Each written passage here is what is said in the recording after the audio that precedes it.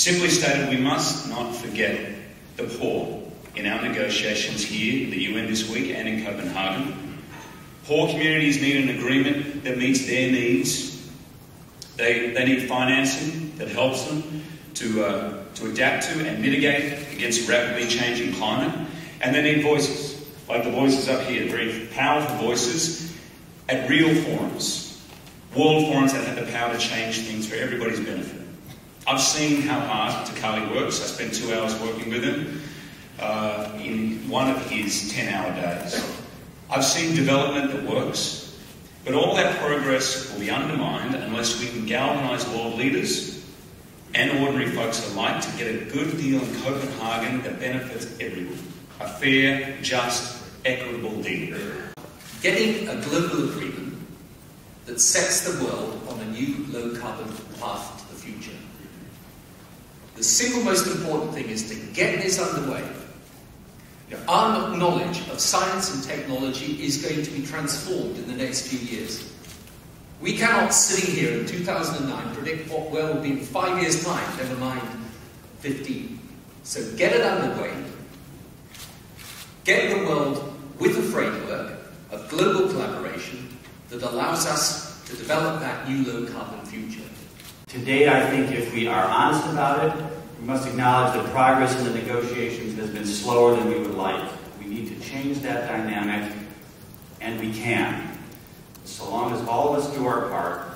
Developed countries who, like the United States, are the dominant historic emitters of greenhouse gases. The major developing countries, who are the largest, are going to be the largest emitters going forward, and the numerous smaller developing countries whose key contribution now should be to develop low-carbon growth plans so they can develop low-carbon economies with financial and technological assistance by developed countries.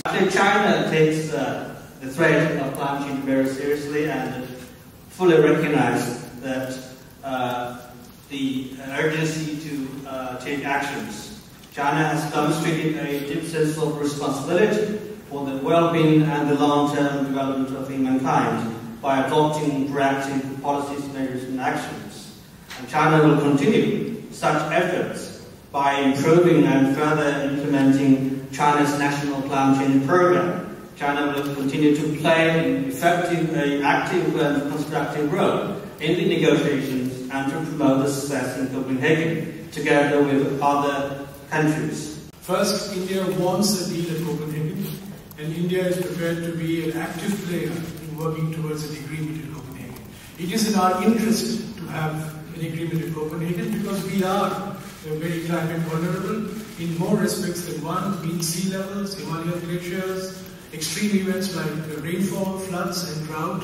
So we are going to Copenhagen in a very positive and constructive state of mind. Climate is changing, and we are certain that the sea levels are rising. There is climatic aberrations. 1.5 degrees and anything above that would mean small island nations, especially low-lying nations, would be wiped off the map.